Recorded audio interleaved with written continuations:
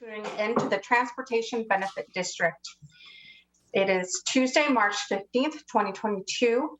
It is 3:33 p.m. I am Carolina Mejia, Chair of the Board. I am joined by Vice President Gary, I apologize, is it Vice President Ty Menser and Until I'm is Vice President Gary Edwards until you take an action to redo the membership. Okay, so I wasn't too far off. Okay, Vice President Gary Edwards and Commissioner Ty Menser. I am calling this meeting to order. I apologize, I did not introduce staff. We haven't done the Transportation Benefit District in a while, so I'm a little rusty on this one. I'll go ahead and introduce County Manager Ramiro Chavez, as well as Assistant County Manager Robin Campbell, County Engineer Scott Lindblom, and as well as other public works staff that are joining us today. With that, is there an approval of the March 15th, 2022 agenda? Yes, I would move to approve the agenda for March 15th, 2022. Second. Been moved and seconded. Any discussion? No, ma'am. I'll go ahead and call for the vote. Board Member Menser, Aye. Vice President Edwards, Aye. President Mejia, Aye. And then next is the approval of the meeting minutes from March 16th. Is there a motion? Yes, I would move to approve the meeting minutes from March 16th, 2021. Is there a second? Second. Sorry. Okay. It's been moved and seconded. Any discussion on this? No, ma'am. I'll call for the vote.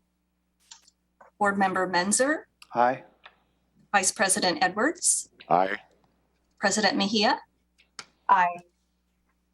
Okay, next is an opportunity for the public to address the board. And the Transportation Board welcomes comments from the public. However, there are some guidelines governing such comments to ensure they are appropriate and do not take advantage of the fact that most meetings are televised. The general speaking guidelines are as follows. Please introduce yourself, including the address you reside in the county. Please address the board, not the audience or staff. Please silence your cell phones for the members that are in the boardroom. Speakers are limited to a total of 4 minutes to address the board. Meeting attendees cannot donate their speaking time to another person. No outbursts of any kind.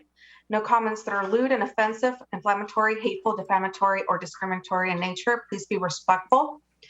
And with that, County Manager, will you please call if Yes, Madam Chair. I have signed up Mr. John Pettit.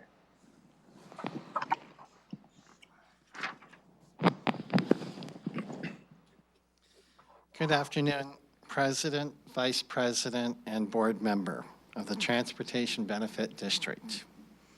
It was a year ago, I was here in the same location explaining to Madam President, Ms. Mejia, about the Transportation Benefit District and the reason why it's an ongoing problem in terms of even having it.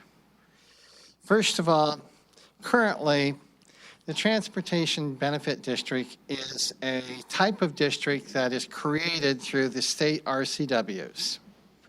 Those state RCWs have provisions about the existence of such a district. Now, one of the problems that we have here is very simple. The district, in its years and years of time, has never had a project. It's never had a tax. It's never served any purpose.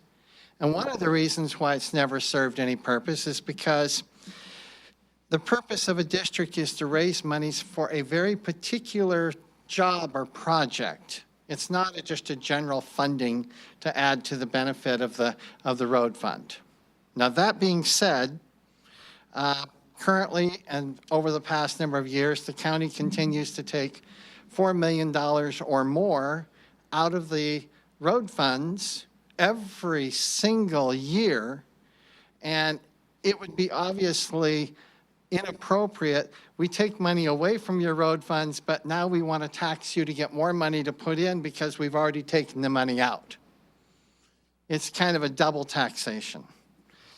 You have built up a considerable amount of expense over the years of having these meetings. In fact, you have a lot of staff on this particular example. You have a lot of staff that puts in times, that creates annual reports, and because of that, you build up expenses.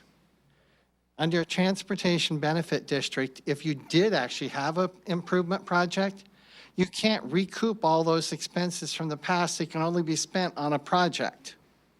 So what we have here is just an ongoing drain of county resources for a district that by law, and the particular one is RCW 36.73.170, states, and there's two particular types of closures. There's the one closure you have when you've gone 30 days and you've completed all your projects, but you still have some money left over to pay.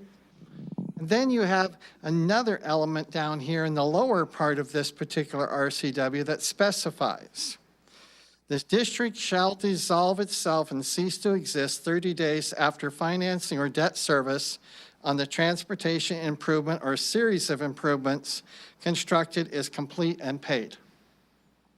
You have no projects. You've never had projects. 30 days after it was started, it was supposed to be dissolved. I'll go a little further here, just so you're clear on this. Then it goes on further here. It says, notice of the dissolution needs to be published in the paper in a period of 30 days. This allows creditors to file anything within the 30-day time frame. If there's no debt outstanding, then the district shall dissolve within 30 days of completion of construction of the transportation improvement or series of improvements authorized.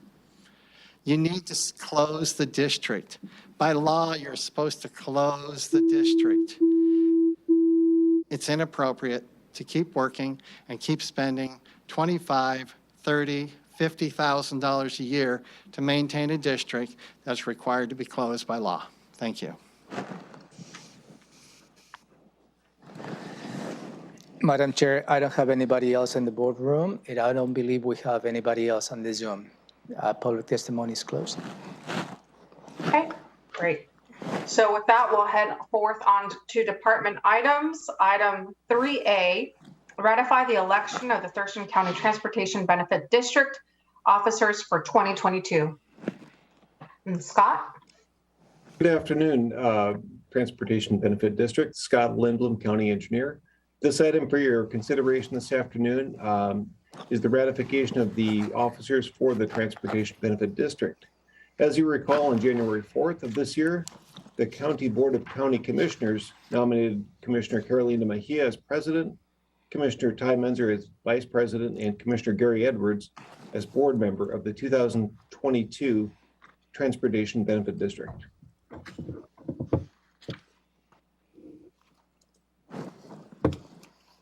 And I offer that for your consideration. Thank you. Any questions, comments? No, I think it looks good. Okay. With that, is there a motion? This is your last motion, Your last Mr. motion. Vice President. Oh, okay, we're going to have a change here. I would move to ratify the election of the Thurston County Transportation Benefit District officers for 2022. I'll second.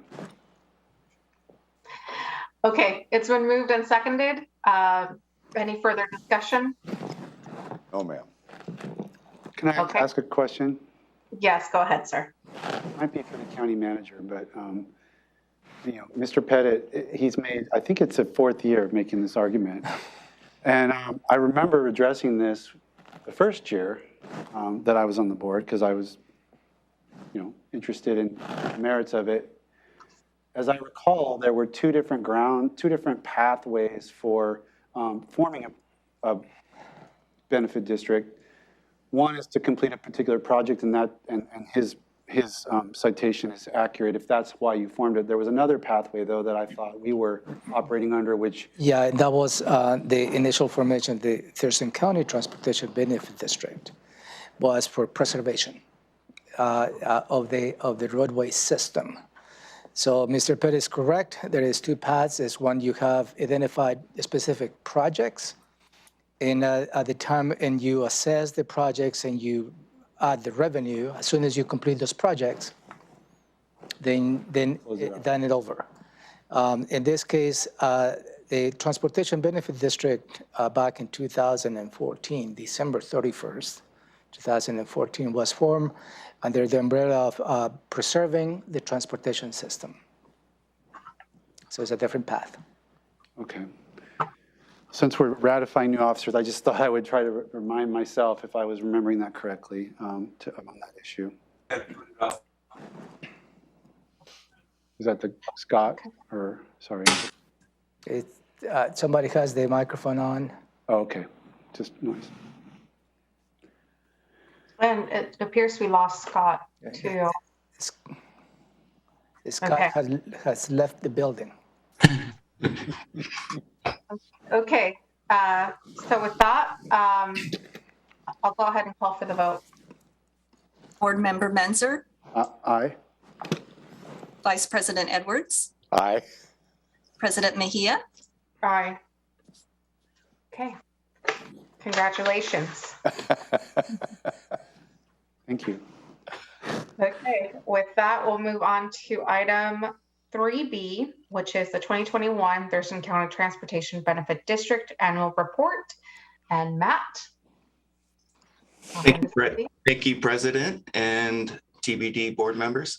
My name is Matt Osman. I'm Thurston County Traffic Engineer. As the county manager just mentioned, the TBD adopted an ordinance in 2014 that created the Thurston County Transportation Benefit District that was specifically set up to address preservation, safety, and technology in the unincorporated areas of Thurston County, primarily to meet the needs of the existing and foreseeable traffic conditions.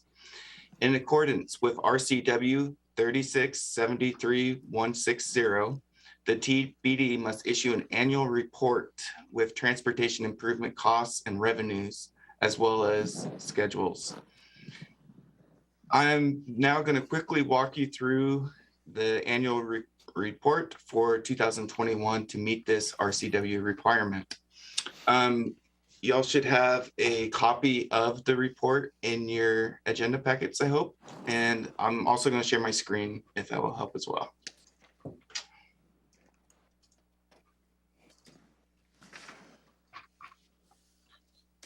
Okay, so page 1 of the annual report is the 2021 accomplishments.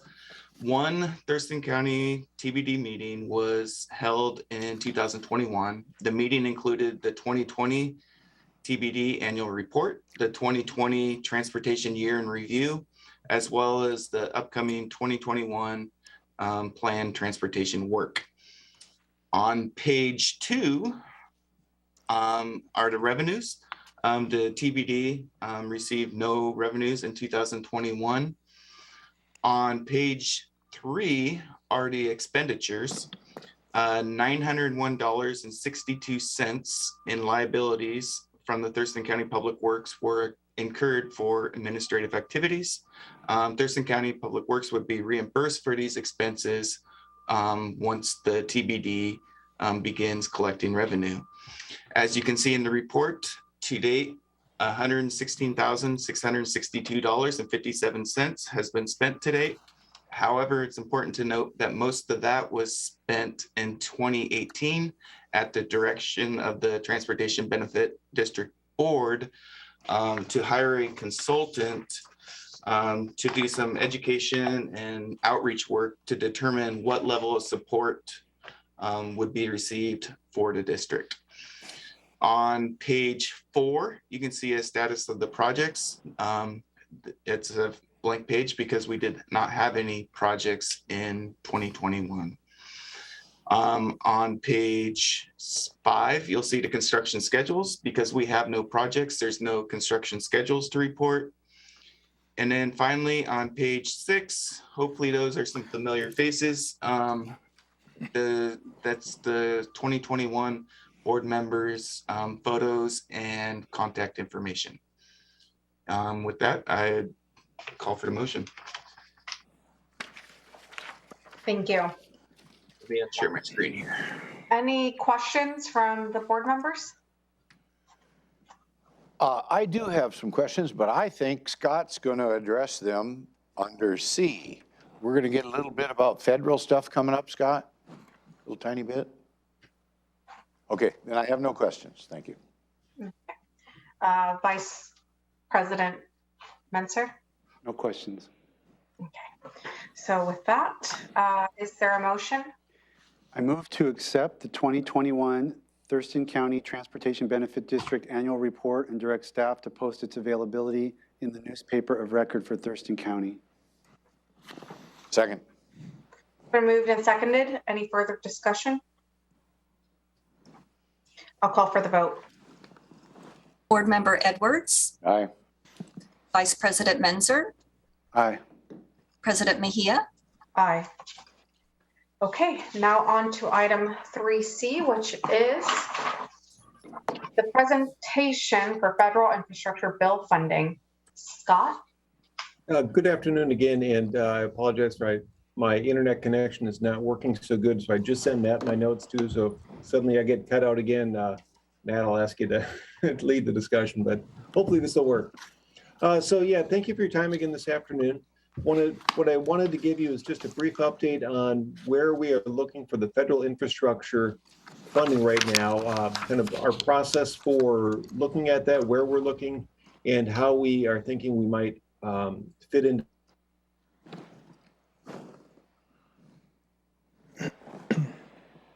Okay, Matt, you're it. All right, I get to play county engineer. So I apologize if I'm looking at the notes. As Scott mentioned, the transportation bill, a significant amount of money is going to be coming passed through the feds through. Scott trying to talk again? He's on site. There you go. I guess not. All right, I'm going to keep going. Scott, interrupt me if you get your connections back. There is a significant amount of transportation funding coming that will be passed through the federal bill. And a lot of it's related to transportation, but a lot of it's related to such issues as broadband, environmental, decommissioning of wells. It covers a vast variety of different topics. So what Public Works staff has been doing is we've been looking at these different buckets of federal money that are related to transportation specifically. And we've identified most of the federal funding is going to be distributed through existing programs that the county already uses to secure federal funding. So basically what that means is that we're going to be using the same our same source of federal grant funds, but we're likely just going to be receiving additional federal funding in those different buckets of federal funding. I'm back. Hi, Marcy. So apologize for that. As Matt was saying, we do expect most of the funding to come through existing programs, and what we've heard anecdotally is about 30% increase or so in federal funding across a lot of the existing programs. Those programs could include the STPG, HSIP, Safe Routes to Schools, or some others. And I'll get into some of those in just a moment. One of the other big programs that some people may have heard about are they're called the RAISE, they're discretionary grants, Rebuilding American Infrastructure with Sustainability and Equity. We've looked at those. There's nationwide, there's about $1.5 billion, that's billion with a B, for this program. Those were formerly known as the Tiger grants. they're typically awarded to projects much, much larger than Thurston County has. And we've looked at those past projects, we've looked at the funding criteria, and at this point, we don't see where any or really any of our projects would be very competitive in that arena. The minimum project request is typically $5 million in the urban area and $1 million in the rural area. Certainly, pavement preservation would not be very competitive. And Matt, I might have missed that. If you highlighted that's our priority area. So at this point, given the effort it takes to apply for these and the very unlikely chance we would even be competitive, unless we hear some other avenue that we might be competitive, we probably will not be pursuing those. There are several other buckets of money that Matt, I think, started to touch on that we typically will be competitive in, or we expect to be.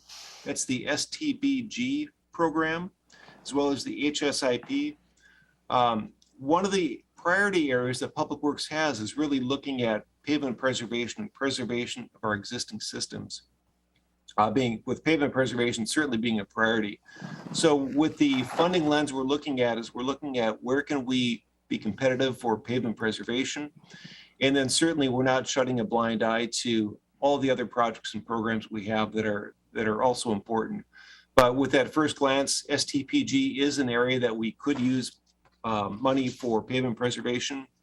But we're going to continue to monitor the federal infrastructure bill as other programs become available, and certainly keep an eye out to see where we can be competitive and increase our chances to improve county infrastructure. Let's see. You probably heard that the Moving Ahead Washington Transportation Package also recently got adopted. That was last week on March 10th. That package spans about 16 years and allocates almost $17 billion in transportation and infrastructure spending. One bright spot on that is it does provide an additional $80 million over 16 years in direct distributions to counties for preservation and maintenance through the County Road Administration Board, the CAP program. It's the County Arterial Preservation Program. What that represents is an increase of about $10 million per biennium through CRAB. I did reach out to CRAB this morning, and it sounds like what that will really translate to percentage-wise, it's a significant increase in the CAP program, but dollar-wise, really not that significant. The CAP provides us on average about $500,000 per year in funding for funding pavement preservation, and this is just on our county arterials. The increase will represent just over $200,000 of increased CAP funding for Thurston County alone. So while it's a nice increase and it's good recognition that at the state level there is the importance being placed on preservation and maintenance, we're quite a ways shy of where we really need to be. To put that in perspective, I think our pavement overlays, and here's where, if Steve was close to me, he could kick me if I'm wrong, but the annual or the per mile cost for pavement overlay is, Steve? Approximately $350,000. So while the increase is wonderful and we greatly appreciate it, in the big scheme of things, when we're really trying to target 100 miles per year of pavement preservation, this is certainly a step in the right direction, but not a significant step. Other areas that there is a new program, there's a new DOT program, the safety program to reduce rural roadway departures. That program will receive $20 million over 16 years. So it equates to about $1.25 million annually for that program. And again, that's a safety program to reduce rural road departures in the rural areas of counties. The Safe Routes to Schools program, we expect to see an increase in funding from $36 million to $47 million. The Bike Ped grants, again, that program looks like it will be increasing $32 to $46 million. And those are really the areas that we expect to see the most funding right now, we're going to keep our ears tuned and look for more opportunities we can to use any money we have. I should note that we have been very successful over the past few years leveraging county money to receive federal and state funding for both our pavement preservation, our fish passage, our transportation projects and the like. So I can say with great confidence, we have a fantastic staff to look under every nook and cranny to find every penny we can to make sure our county and local dollars go as far as we can make them. With that, I open it up to any questions. Thank you. Yes, Questions? yes, Go ma'am. ahead. Go ahead, Commissioner Edwards. Well, Scott, are you aware, though, that we probably have better representation on the crab board than maybe we've ever had? So could be some benefit there that you're just not aware of. Yeah, and I must say that I was very excited to see that President Mejia and Commissioner Mejia are both going to be on the crab board. So it's a wonderful opportunity. Okay. Well, anyway, thank you. But if we do come up with some money, we've got a place to put it and apply it towards projects. Is that right? Absolutely. Okay. Hopefully it'll come about. Vice President Menser. When you talked about county arterials in the CAP program, can you give me a sense of how many roads and how many roads do we have that count as arterials? Are we talking about just, 512? I mean, or is it how extensive is that network of quote unquote arterials? Steve, do you have that number off the top of your head? 75 Yeah, miles. so roughly a third of our 1,000 miles that we have is made up of arterial and collector roadways. And you can use the CAP money on certain collector roadways, but so to put it in perspective, yeah, about less than a third of our system qualifies for using CAP funds. But we'll And I have no think trouble finding $200,000 worth of preservation on a third of our roadway. Right?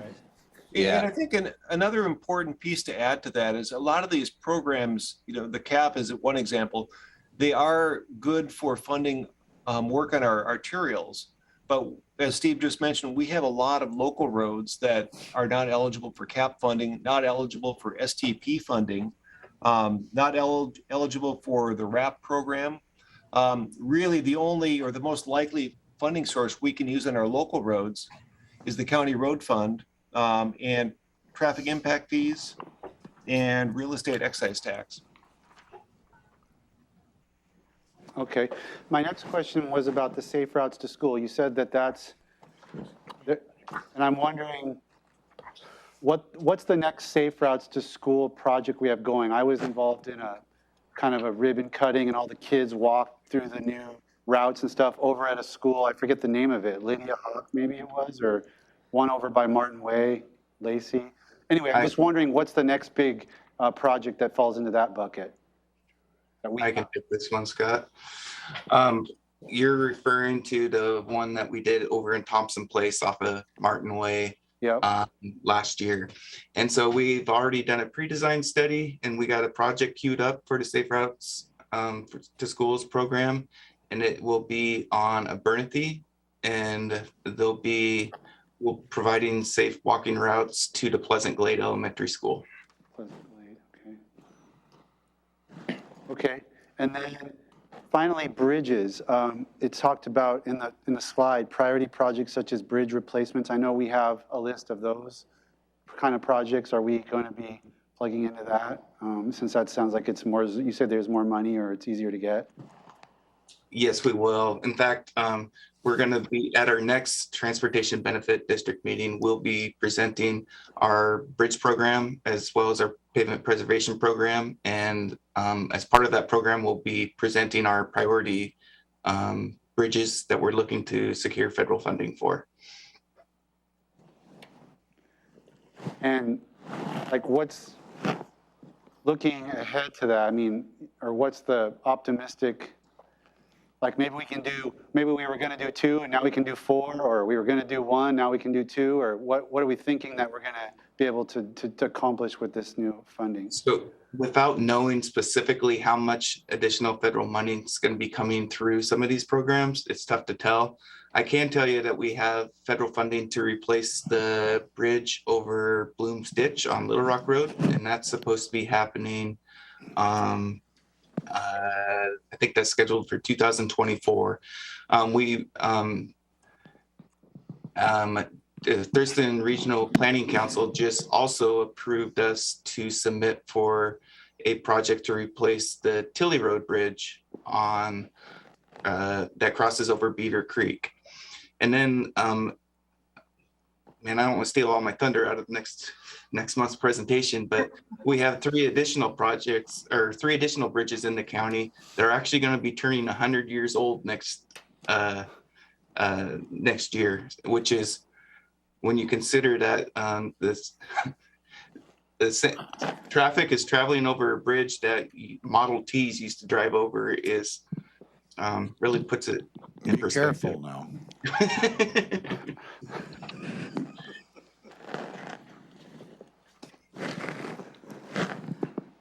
Okay, and Ramiro, did I see your hand up? Okay, County Manager. go ahead. Yeah, I have a question for Scott and maybe Matt as well. I was tracking the new federal infrastructure bill was made a significant investment on the surface transportation program, as you stated, the STP. And that is distributed through the metropolitan planning organizations, the MPOs, in this case, the Thurston Planning Council. So I would assume that probably through that process, that's where we get most of our federally funded overlay programs. I would assume they're probably going to get a significant amount of money and the opportunity to compete for those overlay projects at that level. Also, I believe the BRAC program is going to receive significant amount of money out of the infrastructure bill. They also provide us an opportunity for bridge replacement. So if you haven't done so already, I will probably encourage you to look into the larger allocations to the BRAC and the STP funding, because that is going to be a good avenue for the county to access those funds. Yeah, absolutely. And we will be definitely keeping our eye on those as well. My question is about the timeline of all of this and the deadline that we have for all these projects, which, is there gonna be, do we have a couple of years to get all these projects done and to access these pools? How is that going to work out in terms of timeline? I can answer it, Scott. So the projects that President Mejia and Member Edwards, that's hard to get used to, are going to be seeing through the Transportation Policy Board, as well as the Thurston County Regional Planning Council meetings. Those projects are going to have the same timelines that we would have on any other federal aid project, meaning that once you obligate the funds, you have 5 years to obligate or start construction or right away or design, whatever you're applying for. So those windows will be the same. Although I will say that I think on all the federal programs, this is supposed to get America back to work type programs. So they're looking for those projects that are probably more shovel ready.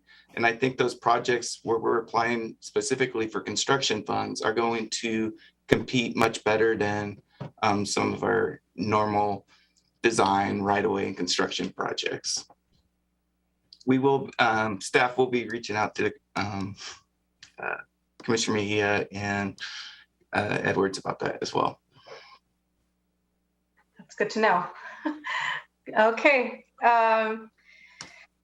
Anything else, commissioners or board members? No, I think, thank you very much, Madam President. No, good to go. Okay, with that, we will adjourn, and I believe I'll be seeing the board members at the Rainier event. We're going to make it? I don't know. I hope so. Okay. Bye. Thank you.